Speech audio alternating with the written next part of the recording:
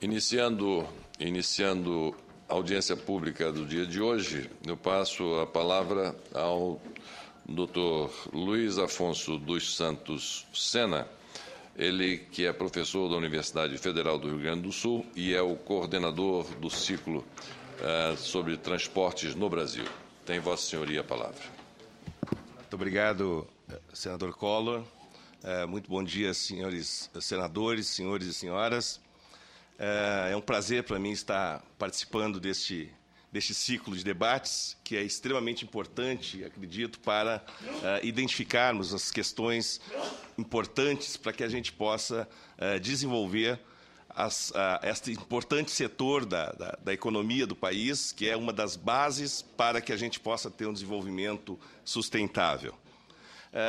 Eu vou inicialmente, senador, apresentar rapidamente a estrutura do ciclo de debate que a gente vai ter, então, ao longo das próximas semanas. A ideia, então, é discutirmos o financiamento e a gestão da infraestrutura de transportes, olhando sob a ótica da estrutura atual e futura, os gargalos, e, principalmente, as fontes de financiamento que viabilizam a possibilidade de termos crescimentos efetivos nesta área.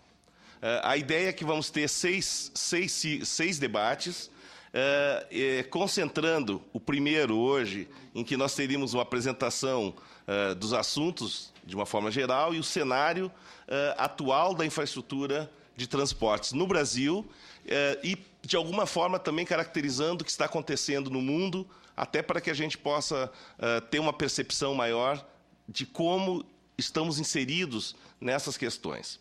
A ideia é que hoje, então, nós temos uma primeira apresentação que eu faria sobre o cenário brasileiro e mundial de transportes e uma discussão sobre o crescimento econômico, a indústria, o agrobusiness e os transportes, e, do caso, a CNI, o Dr. Wagner faria esta apresentação. Na próxima reunião, se estaria discutindo, então, os mecanismos de financiamento da infraestrutura de transportes. E a ideia é dividimos em três tópicos, que seria a evolução dos investimentos públicos em infraestrutura de transportes e o orçamento geral da União, ou seja, a participação pública no fomento da infraestrutura. Um segundo painel com concessões e parcerias público-privadas no financiamento de transportes. E, por fim, uma discussão sobre o ambiente econômico e regulatório para a participação privada no financiamento da infraestrutura.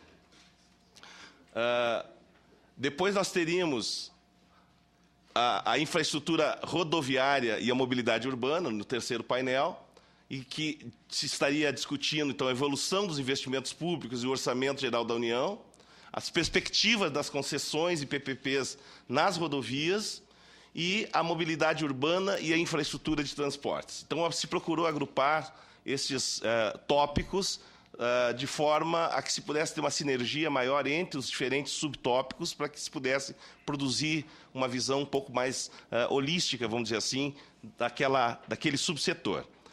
Depois teríamos um outro painel que seria portos e o transporte aquaviário, em que dividimos em três partes: o sistema aquaviário brasileiro, gargalos operacionais do sistema portuário e as perspectivas de investimentos e melhorias da gestão portuária. O quinto painel é focado nas ferrovias e a ideia é também dividirmos em três pontos. O primeiro deles, perspectivas de uma rede de trens de alta velocidade, a eficiência e a operação do sistema ferroviário nacional e os desafios do investimento na expansão da malha ferroviária no país.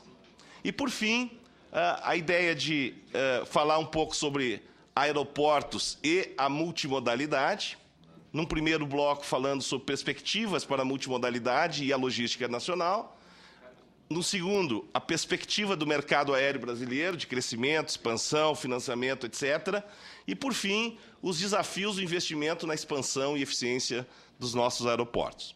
A ideia é que, com este conjunto de seminários, nós estaríamos, senador, cobrindo, eu diria assim, de uma forma bastante eficiente, vamos dizer assim, os diferentes setores da infraestrutura de transportes, tanto no sentido nacional, regional, como também no nível urbano, que também é um dos gargalos que a gente tem e grandes desafios que temos para enfrentar no nosso país. Tá? Então, essa seria esta primeira apresentação do conjunto de seminários que estão propostos para que sejam discutidos, então, em nível da comissão. Quanto o primeiro painel, tentando caracterizar uma primeira cenário em que a discussão está e deveria ser conduzida, vamos dizer, em nível aqui no Brasil, a ideia é tentar falar um pouquinho, então, sobre o que nós temos em relação à infraestrutura no mundo e no Brasil. Eu começaria, senador, rapidamente, então, caracterizando que já o Império Romano, nós tínhamos uma rede de rodovias pavimentadas aproximada de 100 mil quilômetros. A nossa rede pavimentada hoje no Brasil é de 180 mil quilômetros. Eu começo, então, indo olhando o passado, porque este é o mapa rodoviário do Império Romano no século II. Ele é complexo, ele é sofisticado e ele tem um sistema de financiamento que viabilizava não apenas a construção desta rede, como também a expansão permanente e, principalmente, a manutenção desta rede no estado adequado para que a economia pudesse rodar em cima dela. Roma tinha 1 milhão de habitantes, aproximadamente. As rodovias eram pavimentadas e o nível da qualidade das rodovias era tal que até hoje a gente vê a Via Ápia e pagamos para visitar Roma e conhecê-la. Nós tínhamos uma frota complexa de veículos no século II. Nós tínhamos alguns problemas que nós temos hoje nas nossas grandes cidades, como temos restrição de horários para a circulação de alguns veículos. A frota era muito grande, variada. E todos os problemas que nós temos na vida moderna já estavam presentes no século II, em Roma. E parte da solução para resolver esses problemas e esses gargalos que o Império enfrentava, passava, por exemplo, pela instituição do portórium, que era um misto de ICMS com cobrança de pedágio e que tinha como função assegurar a qualidade permanente do sistema rodoviário, sobre o qual o Império se expandia e também a economia do Império acontecia. Ao mesmo tempo, tinha um sistema extremamente complexo em que a gente deveria se inspirar, chamada Anona, que era, na realidade, todo o sistema logístico de prover o alimento e o suprimento para o Império Romano. O alimento básico de Roma era o pão, o trigo, que vinha do trigo, e Roma não plantava trigo. Logo, o sistema logístico de suprimento era absolutamente sofisticado, de forma a trazer todos os insumos para alimentar 1 milhão de romanos. E o mais interessante é que, para que se chegasse a isto, os navios que compunham a frota romana eram baseados ou financiados pelo que nós chamamos hoje de parcerias público-privadas. Isso eu acho que é extremamente importante, porque enquanto nós estamos ainda discutindo o como fazer, há 2.000 anos atrás já fazíamos. Então, não é novo o PPP e faz parte da essência da economia do maior império que já tivemos aqui na face da Terra.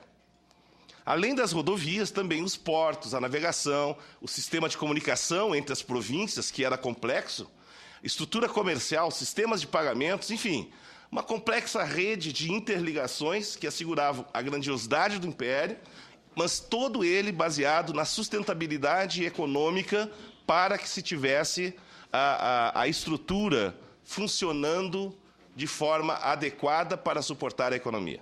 Então, eu começo por aqui, senador, porque eu acho que nós remontarmos lá é simplesmente olharmos para trás e buscando o que já aconteceu de bom para aprendermos e olharmos para frente. Bom, na realidade, então, houve um planejamento, desenvolvimento e o financiamento sustentável da infraestrutura. Se pensava transporte, já naquela época, como network, como rede, coisa que até hoje nós temos dificuldade de fazer ainda aqui no Brasil. Em suma, se buscou recursos adicionais ao orçamento público para, junto à iniciativa privada, para prover os recursos necessários. Eu peguei essa transparência aqui, ela tenta mostrar o que alguns índices do Fórum Econômico Mundial, que é a OECD, que é a Organização dos Países Desenvolvidos, mostra que e aqui a gente está apresentando o seguinte: nós temos no eixo a qualidade, um índice de qualidade geral da infraestrutura, e no eixo Y ali nós temos o índice de competitividade dos países. Então, o que a gente observa quando se agrega dessa forma os diferentes países? É que quanto maior for a disponibilidade e a qualidade da infraestrutura, que nós temos este grupo de países aqui, né, maior é o nível de competitividade desses países. E depois nós temos um outro grupo de países que estão aqui com baixa qualidade geral da infraestrutura, em que acaba tendo um baixo nível de competitividade. Qual é o desafio que nós temos, olhando para esta realidade mundial, né? E o Brasil que está aqui, é como ampliar o nosso índice de qualidade da infraestrutura, né? Para que possamos ter um maior nível de competitividade. Essa outra transparênciazinha, ela mostra, no caso, também da mesma fonte, do Fórum Econômico Mundial, nós temos também, então, um índice de competitividade, né? Do caso da infraestrutura, os índices de performance da infraestrutura para a América Latina, e a gente vê que aqui nós temos um gap muito grande entre a infraestrutura dos países latino-americanos e os países desenvolvidos. É este um dos pontos principais que nós precisamos vencer. E, rapidamente, eu vou passar aqui também, senhores senadores, deste mesmo estudo que foi feito lá pelo Fórum Econômico Mundial, em que ele mostra os índices associados para os diferentes países. Nós temos 144 países nesta lista, e eu vou destacar o Brasil para as várias diferentes infraestruturas e os índices que nós temos neste cenário dos países em nível mundial. Então, nós temos o Brasil aqui no lugar 107, em termos da infraestrutura, a qualidade geral da infraestrutura de transportes. 144. Desculpe? Entre 144, nós somos 107. Depois nós temos a qualidade das rodovias. Dos 144, nós somos os 123. Na qualidade da infraestrutura ferroviária, dos 104, nós somos exatamente o número 100. Na qualidade portuária, dos 104, nós somos... Desculpe, 144, desculpe. Nós somos o número 136. E, por fim, na qualidade do transporte aéreo, nós também somos o número 134. Em síntese, bom, nós temos uma posição aqui que está alta, e eu destaquei para também não mostrar que todas são baixas, né? Que, no caso, é a disponibilidade de assentos quilômetro. Por quê? Porque nós temos o nosso país é muito grande, então, quando se multiplica por quilômetro, nós temos um índice bastante alto, então nós ocupamos, na realidade, o 7º lugar. Mas, de qualquer forma, o destaque que eu faria é que a nossa posição, sob um ponto de vista global, deixa muito a desejar. O grande desafio nosso é como saltar, como fazer um salto, e que nós não vamos ter o mesmo tempo para desenvolver a nossa infraestrutura que a Europa teve, por exemplo, que são 100, 150 anos para desenvolvê-la. Logo, nós temos que fazer algum tipo de iniciativa que seja muito mais eficiente num período curto de tempo. Aqui eu tento mostrar uma síntese das várias dimensões em que transporte precisa ser analisado. Então, tanto do ponto de vista regional versus urbano, ou seja, temos questões que são regionais e nacionais de outra dimensão urbana. Ao mesmo tempo, temos os vários modos de transportes, aquaviário, ferroviário, rodoviário, aéreo, o porto, os dutos, que são importantes também dentro da estrutura de mobilidade e circulação de mercadorias, né? E depois nós temos passageiros e cargas, depois nós temos as dimensões de planejamento, operação, financiamento e infraestrutura.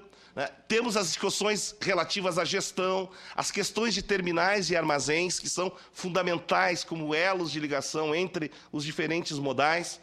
Temos a questão necessária e fundamental da intermodalidade. O que eu quis com essa transparência? Mostrar a complexidade que é falar em transportes.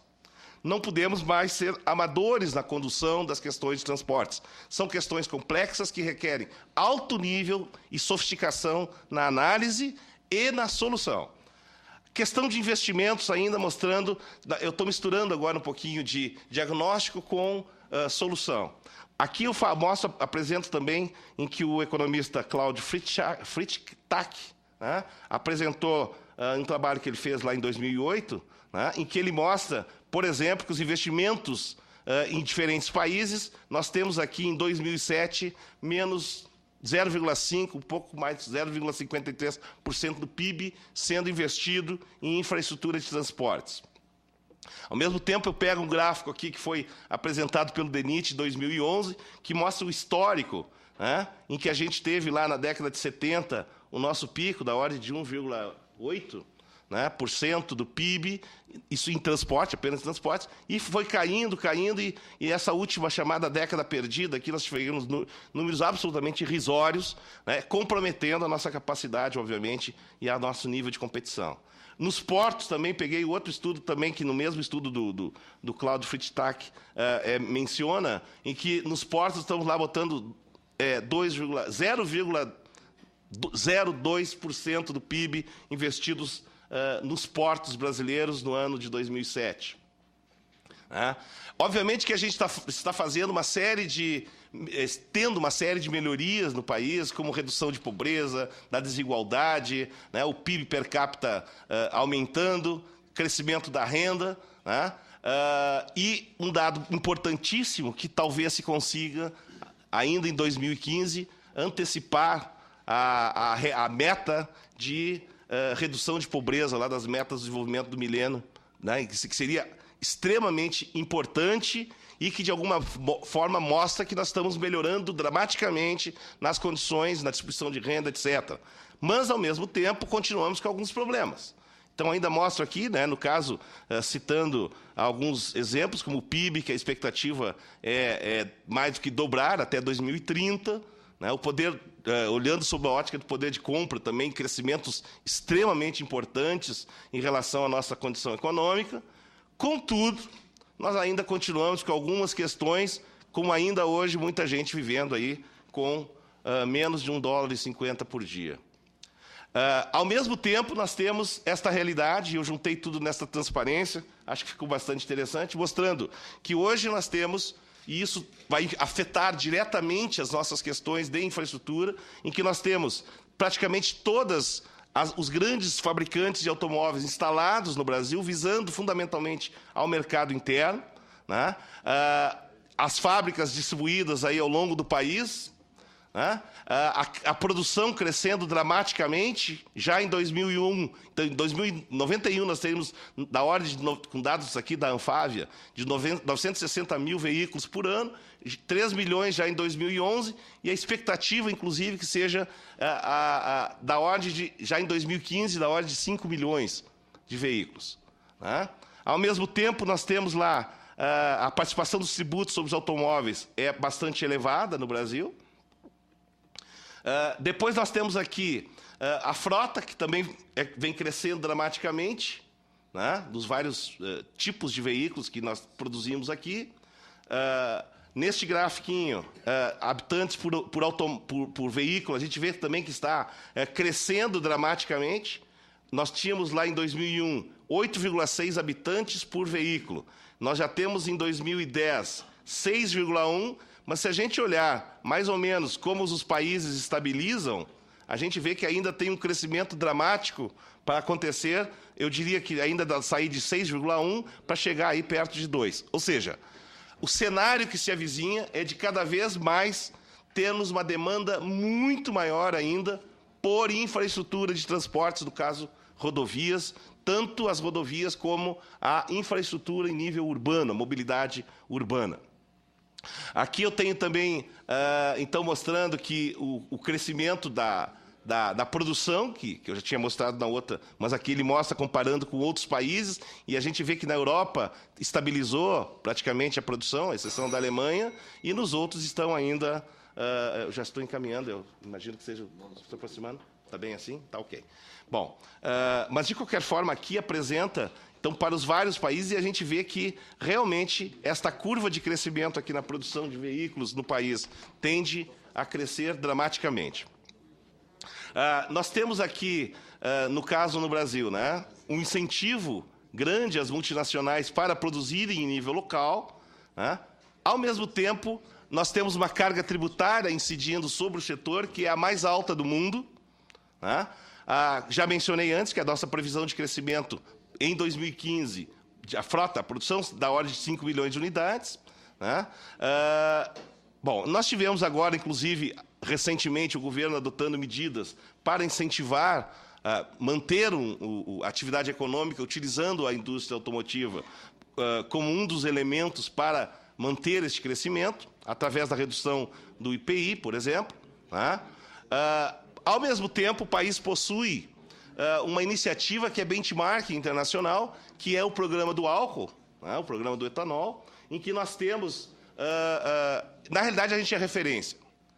Grande preocupação nossa hoje é que esse programa, que alimenta, obviamente, toda a circulação, a parte energética, que a gente mantenha este programa, insisto, é uma referência internacional e essa disputa entre as fontes energéticas, obviamente, a gente precisa ter muito cuidado em relação a ela. Menciono rapidamente aqui, senador, algumas questões que, ao mesmo tempo, então, que a gente incentiva o automóvel, nós, ao mesmo tempo, temos que criar medidas de restrição. Alguns paradoxos começam a acontecer, por exemplo, por um lado se incentiva o uso, por outro se restringe porque não tem infraestrutura, principalmente no nível urbano. A nossa rede é diversificada, mas aí surge um ponto que eu acho que é absoluta... Este número, eu diria, senador, que é fundamental para qualquer compreensão e tentativa de solução.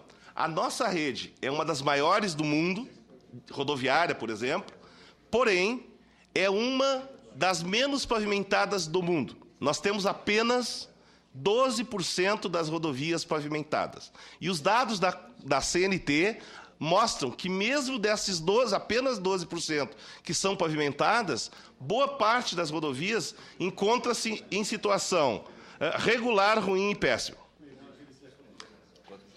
Então, nós temos aqui mais ou menos... ali, 34 mais 20 mais 9, então 50%, 60% das rodovias, grosseiramente, estão em situação de regular para baixo. Dos apenas 12% pavimentadas. O Rio Grande do Sul, meu estado, tem apenas 10% de rodovias pavimentadas. É mais ou menos como o Paraguai. Então, o desafio é extremamente grande. O desafio, na realidade, significa...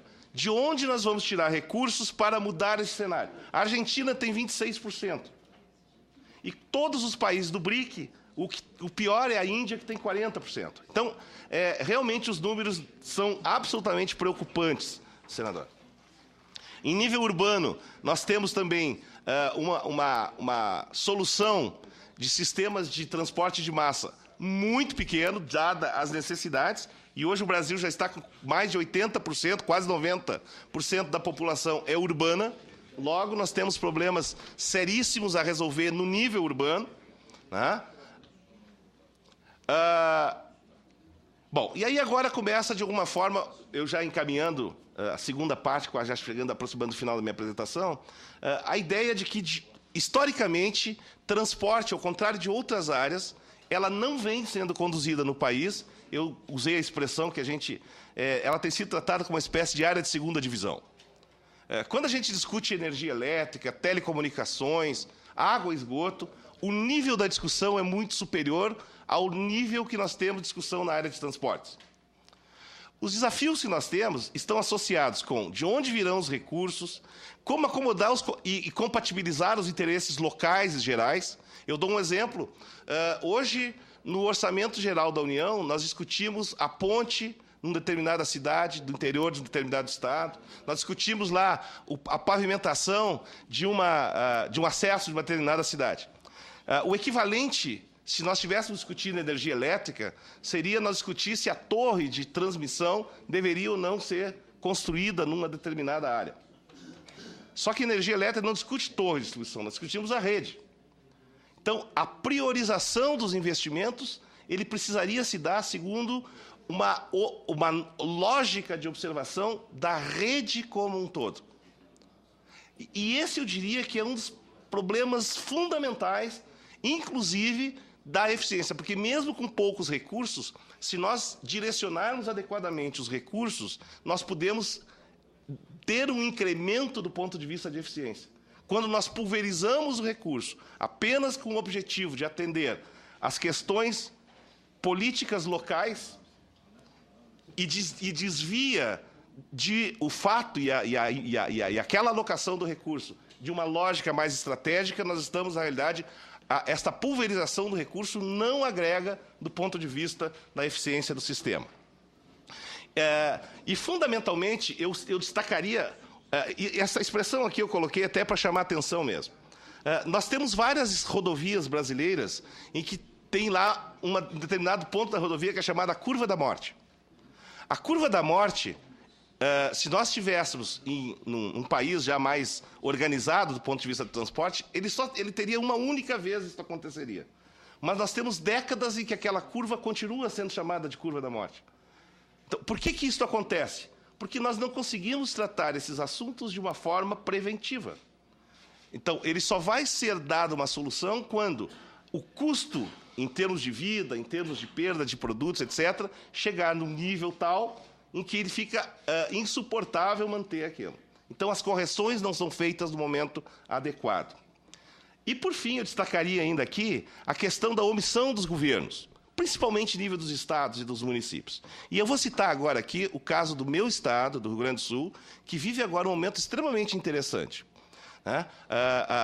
Tem um programa de concessão de rodovias que está terminando agora. Está terminando o prazo dele. E durante todo o programa, nós convivemos com o que eu chamo o dilema da convicção e da necessidade. O que significa isso?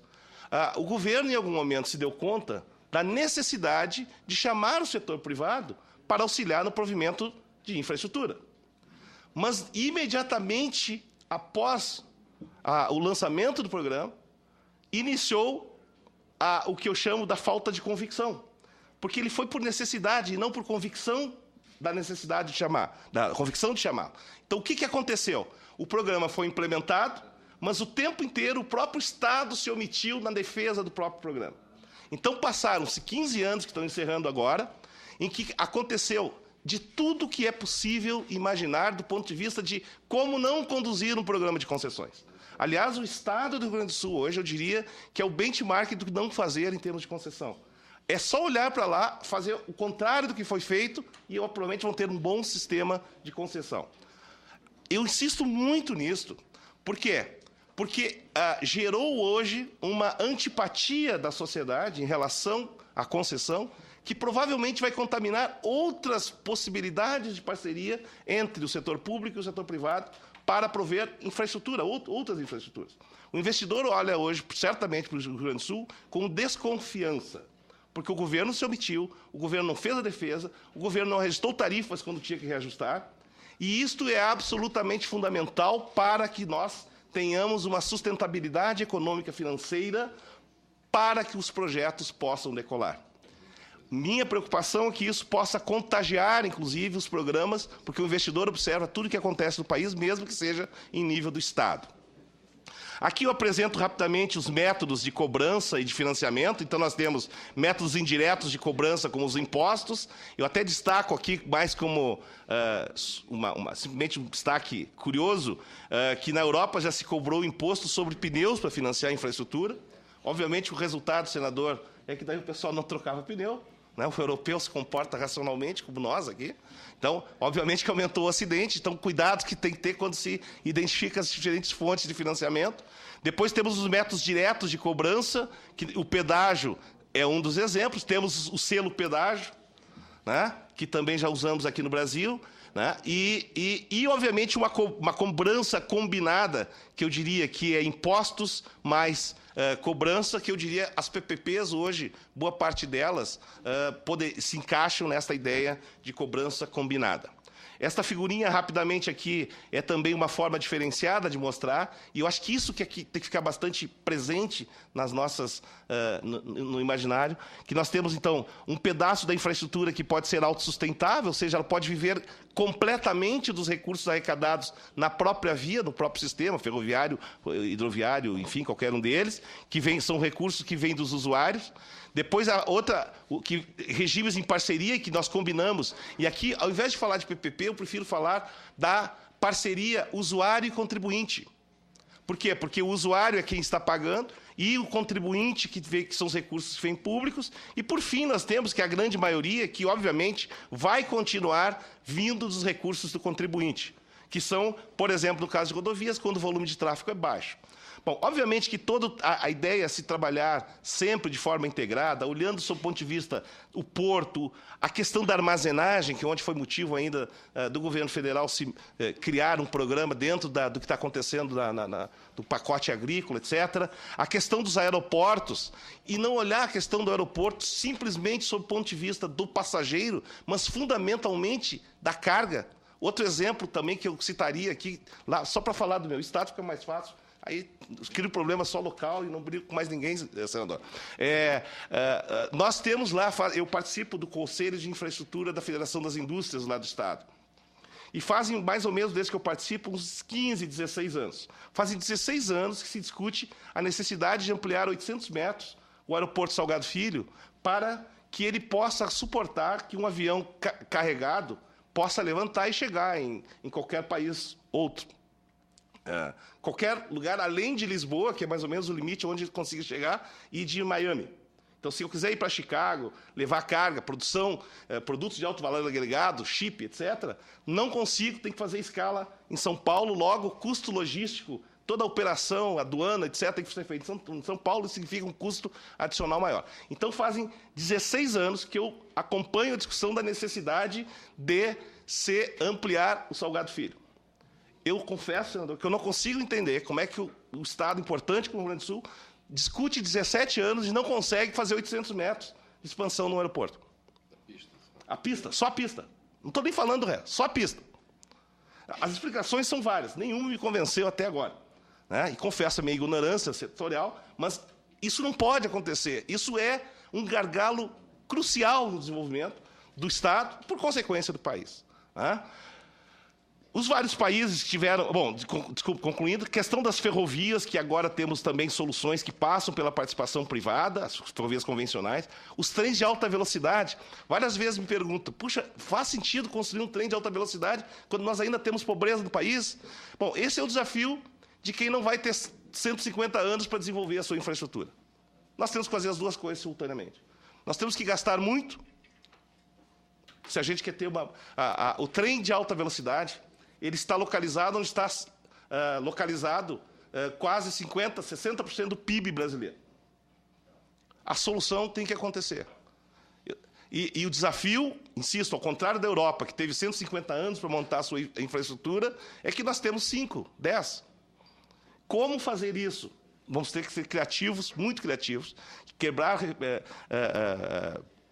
alguns dos preconceitos que nós temos em relação à participação privada, por exemplo, que é séria aqui no país, mas temos que quebrar isso para conseguir fazer em 10% do tempo que os outros levaram para fazer. Por quê? Porque nós fazemos parte de uma competição global.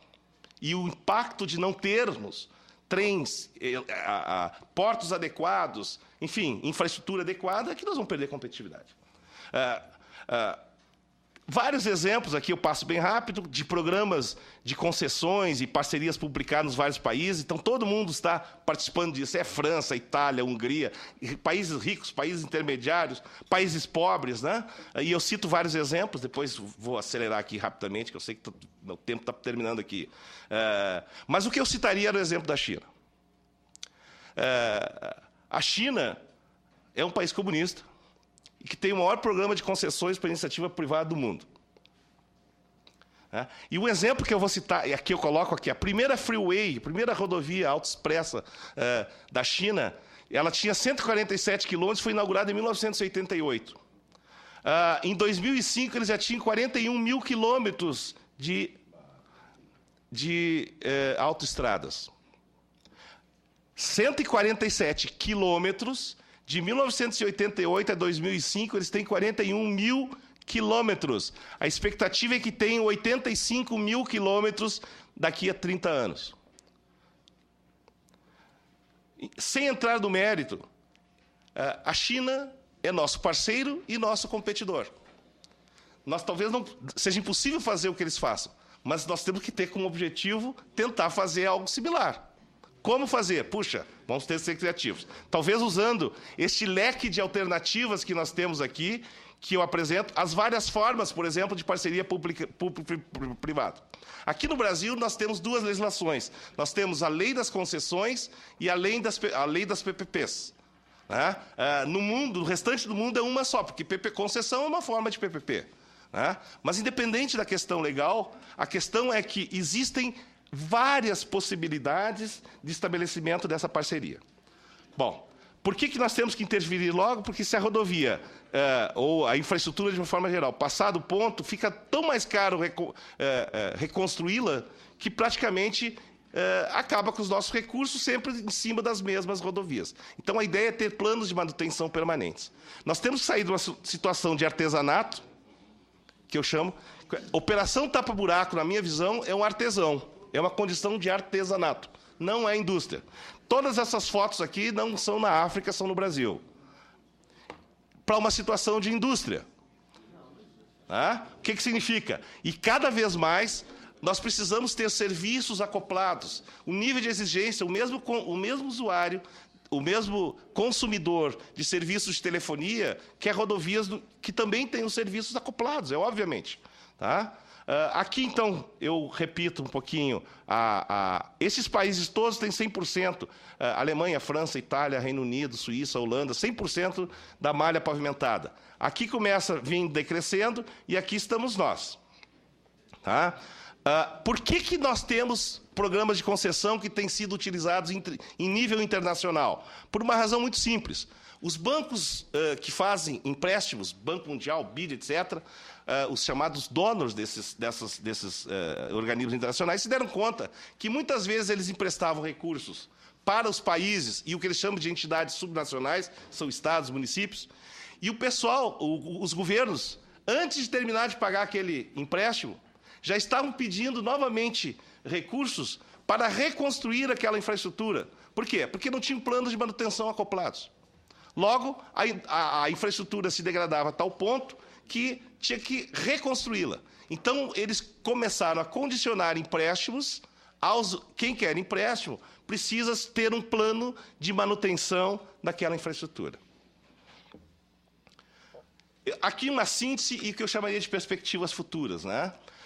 O que eu vejo pela frente?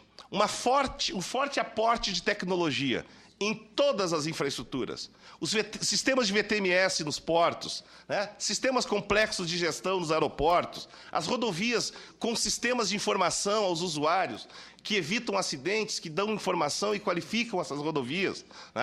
Em nível urbano, metrôs, sistemas de BRTs, todos eles com forte aporte de tecnologia. No caso de quando tem participação privada, que vai se alimentar da receita advinda da cobrança de pedágios, por exemplo, obviamente que sempre ampliarmos a base de pagantes. Hoje tem, por exemplo, na Câmara, uma lei que foi, desculpe, até não sei exatamente se já foi aprovado, mas me parece que foi, dando isenção para o pagamento, para que moradores de cidades, onde tem praça de pedágio, fiquem isentos de pagá-lo. Isso significa acabem com a lógica de concessão e de PPPs em rodovias. Porque se uma praça colocada na cidade de São Paulo, nenhum paulista pagar, bom, não vai ser o pessoal do Piauí e do Rio Grande do Sul que vão manter aquela rodovia. Então, isso chamaria atenção. É extremamente importante que seja olhado com muito cuidado essa discussão. Só que, ao mesmo tempo, do ponto de vista urbano, isso acontece também. Quando o número de isentos que pagam passagem de ônibus, de metrô, etc., é crescente. Cada vereador vai lá, a primeira proposta que faz é arranjar mais um grupo para ser isento da tarifa. Quem é que paga a tarifa neste caso? Bom, é quem paga. que o subsídio não vem de fora, ele vem do próprio sistema. Então, eu só faço essas duas considerações porque elas, de alguma forma, a ideia de isenção é muito interessante, mas ela tem um custo, e este custo, normalmente, quem paga é o próprio consumidor. Tá? A ideia de que, fundamentalmente, eu terminaria agora aqui, senador, só destacando o seguinte, olharmos de forma intersetorial, que eu chamaria. Eu acho que telecomunicações houve uma revolução neste país por uma razão muito simples. Né? Foi criada uma lei geral de telecomunicações. O que significa isso? Foi costurada toda a legislação porque tinha um objetivo claro do que se iria fazer. Então, nós saímos de uma situação em que o telefone era declarado imposto de renda, e o sujeito queria saber o grau de riqueza de uma pessoa, era só saber quantos telefones ele tinha. Né? Nós saímos de uma realidade em que ele era declarado imposto de renda para uma realidade que tem mais telefone do que gente no nosso país. O que aconteceu nesse setor é o que precisa acontecer na área de transportes. Muito obrigado.